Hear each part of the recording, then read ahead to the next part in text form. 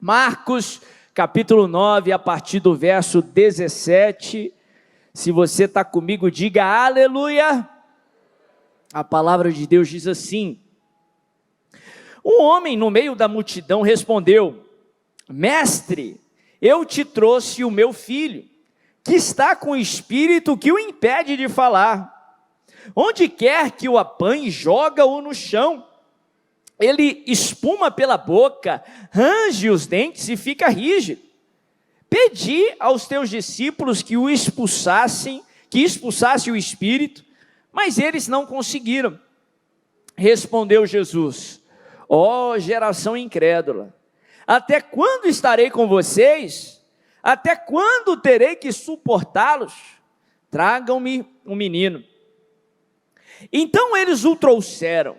Quando o espírito viu Jesus, imediatamente causou uma convulsão no menino.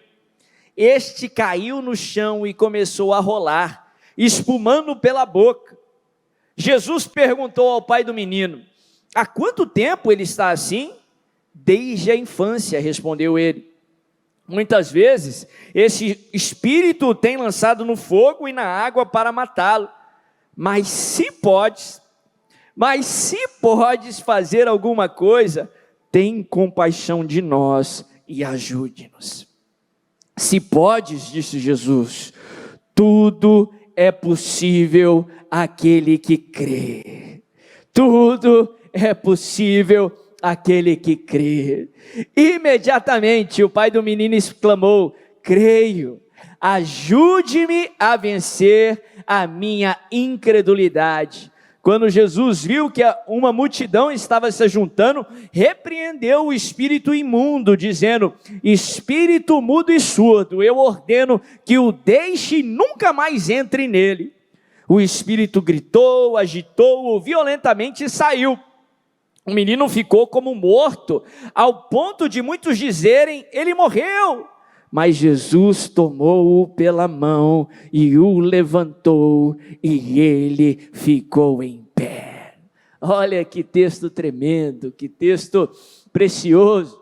A Bíblia fala que uma família vem desesperada até o Senhor, através do pai, do sacerdote ali do lar, e apresentando a causa, apresentando a queixa para Jesus, buscando a solução no Senhor Jesus. Porque é nele que nós encontramos a solução que precisamos. Eu não sei o que você precisa, mas eu não canso de lhe afirmar: a solução que você precisa está em Jesus. E a Bíblia fala que o pai vem apresentando aquele problema. O garoto estava sofrendo com aquela possessão demoníaca, aquele espírito maligno, que estava trazendo sofrimento para aquele garoto desde a sua infância, e causando sofrimento também para toda a sua família. E o pai vem desesperado, dizendo: Senhor, se tu podes alguma coisa. Aí Jesus, com aquela ironia amorosa, ele disse: podes, tudo é possível àquele que crer. Tudo é possível ao que crer. No relato de Mateus, Jesus fala sobre fé. Ele fala sobre a fé do tamanho de um grão de mostarda. Nós compartilhamos ali a importância do exercício da fé, da prática da fé. É importante que você faça algo com a fé que você tem. Se você não usar a fé que você tem, sua fé não tem resultado. Tiago fala que a fé que não é usada, exercida, utilizada, é uma fé que não tem resultado. A fé sem obras, ela é morta. Aqui Jesus, no relato de Marcos, ele fala um pouco sobre o crer, a importância do crer, a importância do acreditar. Talvez ali que na ordem das mensagens, essa talvez seria, ou deveria ter sido a primeira mensagem aqui dessa série de estudos. Porque de acordo com a palavra de Deus, o crer, o acreditar, ele é o primeiro passo. Tudo no reino de Deus só se é experimentado, só se é vivenciado se você crer, se você acreditar. Você não vai experimentar nada do Senhor na sua vida se você não crer. É interessante que no outro evangelho, Mateus dá o relato que Jesus fala sobre fé. Aqui no relato de Marcos, Jesus fala sobre acreditar. É interessante porque esses dois termos na palavra de Deus são intercambiáveis, eles muitas vezes são usados como sinônimos. Mas a palavra de Deus, a Bíblia, ela apresenta uma diferenciação daquilo que é fé, ela dá um destaque maior do que é fé em comparação do que é simplesmente acreditar. Apesar do termo ser usado muitas vezes como sinônimo, a palavra de Deus diferencia o que é fé do que é acreditar. Eu poderia afirmar aqui rapidamente que fé é uma forma de acreditar. Fé é um passo além do que acreditar. A fé te faz ter um compromisso naquilo que você acredita. Quando você coloca fé em Deus, você coloca sua confiança no Senhor. A fé sempre é atrelada à ação. A fé te faz mudar algo, a fé te faz agir, a fé é associada à ação, diferentemente do que simplesmente acreditar. A Bíblia fala que acreditar por acreditar, até o diabo acredita, até o diabo crê, mas a Bíblia fala que ele estremece. A fé é um passo além do que acreditar, é quando você não só crê, não só acredita, mas você deposita a sua fé, sua confiança no Senhor, e aquilo te faz agir, te faz ter obra, te faz exercer aquilo que você crê. Mas, apesar de fé ser enfatizada na palavra de Deus, nós falamos muito isso nas últimas 3 mensagens, não é por coincidência aqui que o relato de Marcos, ele dá uma ênfase no acreditar, no crer. Porque crer, de acordo com a palavra de Deus, é fundamental. Como eu falei, é o primeiro passo. Você não experimenta nada do Senhor se você não acreditar, se você não crer. Hebreus 11:6, o escritor coloca assim: sem fé é impossível agradar a Deus, porque é necessário, é uma exigência, que aquele que se aproxima de Deus, creia que Ele existe. É o primeiro passo, é você acreditar no Senhor. Você só vai experimentar do Senhor algo, se você crer. Por exemplo, aí, para você entender a salvação. Você só experimenta da salvação, se você crer. Se você não acreditar, você não recebe aquilo que o Senhor quer lhe dar, que é a salvação. Eu costumo falar que o crer é a única forma de você receber algo que você não vê.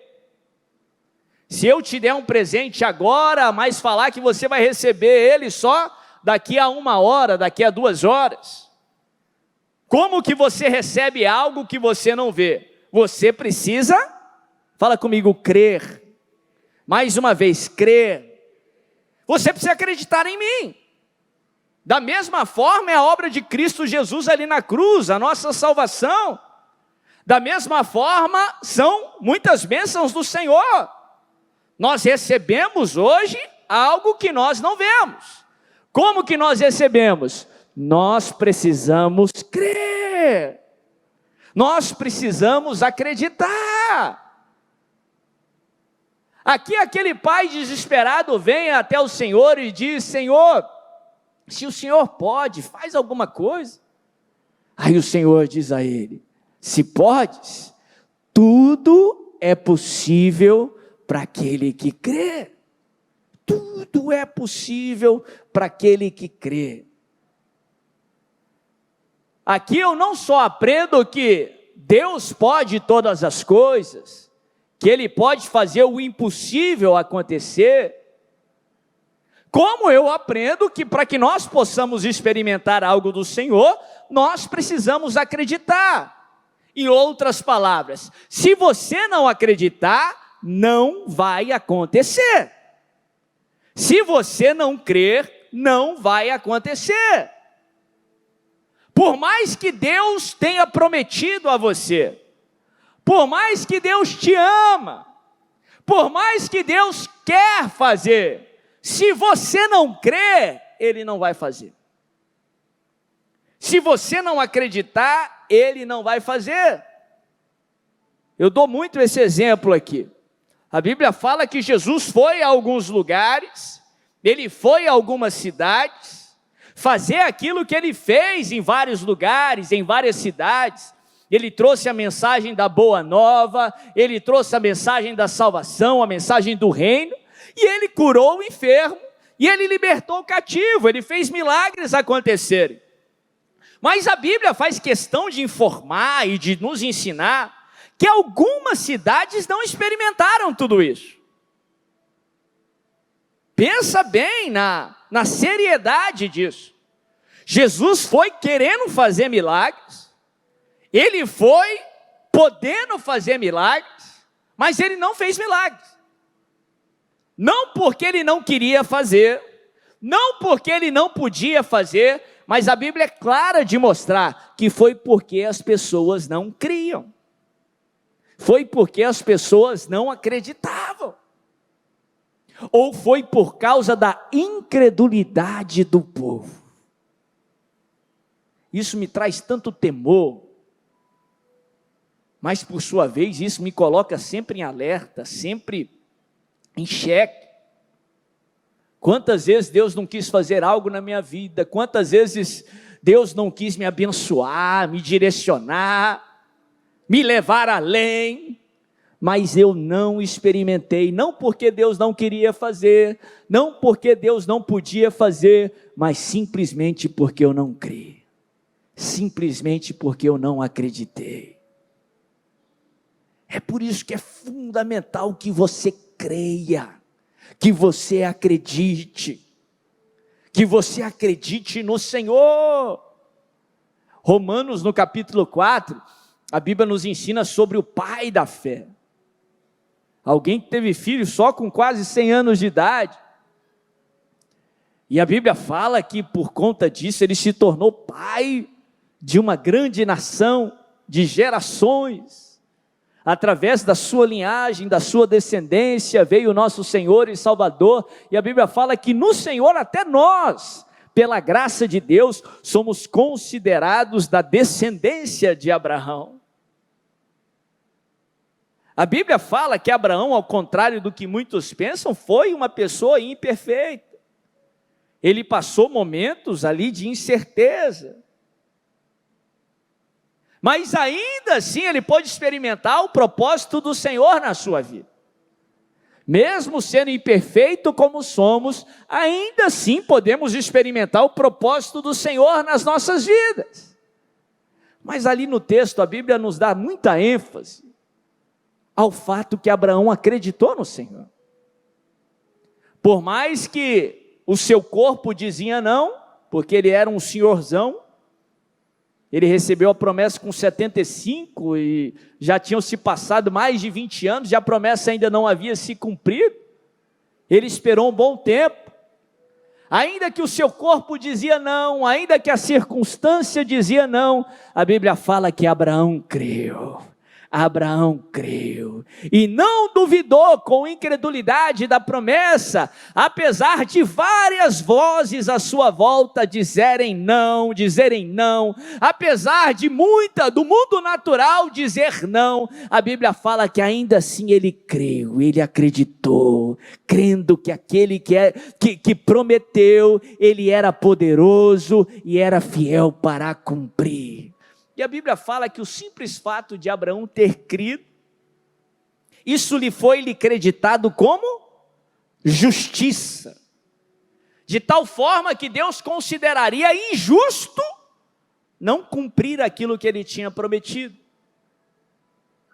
O exemplo que Romanos coloca, que Paulo coloca em Romanos capítulo 4, ele faz uma comparação com o trabalhador. Aquele que trabalha por um salário, por um pagamento, e quando chega a hora do pagamento, Não é um favor do patrão lhe dar o salário, ele está pagando aquilo que é justo. Em outras palavras, Paulo está nos ensinando, inspirado pelo Espírito Santo de Deus, que o nosso trabalho é crer, o nosso trabalho é acreditar no Senhor.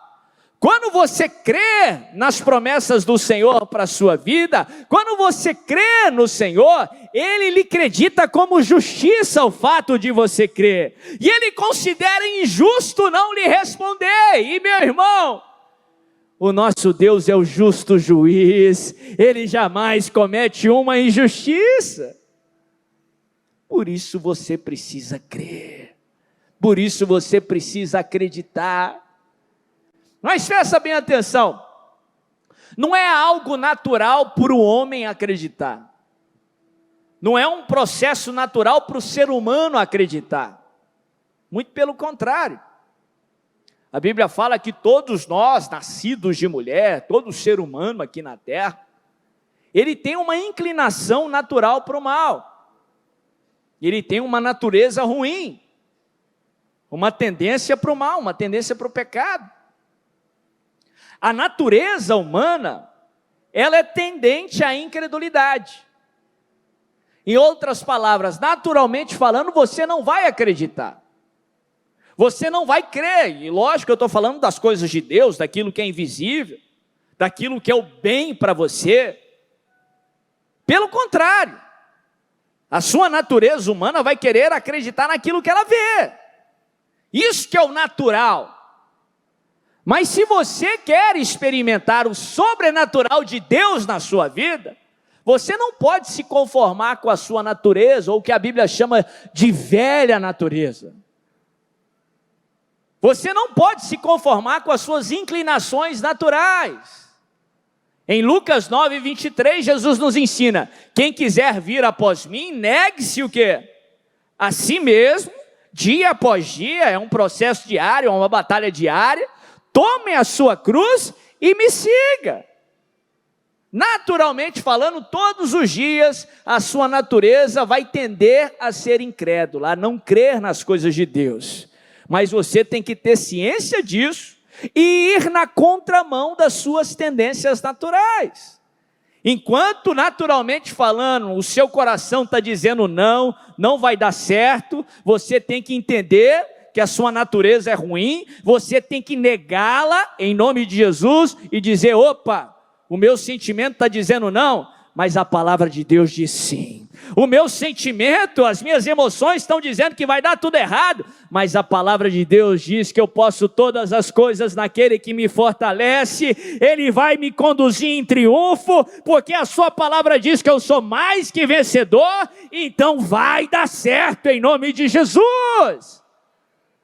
Naturalmente falando, a tua natureza vai querer não acreditar, mas você precisa negar essa sua velha natureza e acreditar no Senhor, e crer no Senhor, em nome de Jesus. É isso que aquele pai estava fazendo, ele estava tendo dificuldade de acreditar, mas ainda assim ele estava indo na contramão da sua natureza, dos seus sentimentos, e buscando ajuda em Jesus. E crendo que Jesus poderia resolver o seu problema, a ponto de falar: Senhor, me ajude na minha falta de fé, me ajude nessa incredulidade. Eu tenho um hábito que eu gosto de ensinar para o pessoal que está perto de mim. Todos os dias eu acordo crendo que aquele vai ser o melhor dia da minha vida. Todos os dias. Todo domingo, eu prego aqui às 8 da manhã, domingo, eu começo a semana declarando que aquela vai ser a melhor semana da minha vida. A maior parte do tempo, 90% das vezes, eu não me sinto assim. Tenho desafios como todos têm, tenho problemas que tenho que resolver, e a minha natureza se inclina para o mal.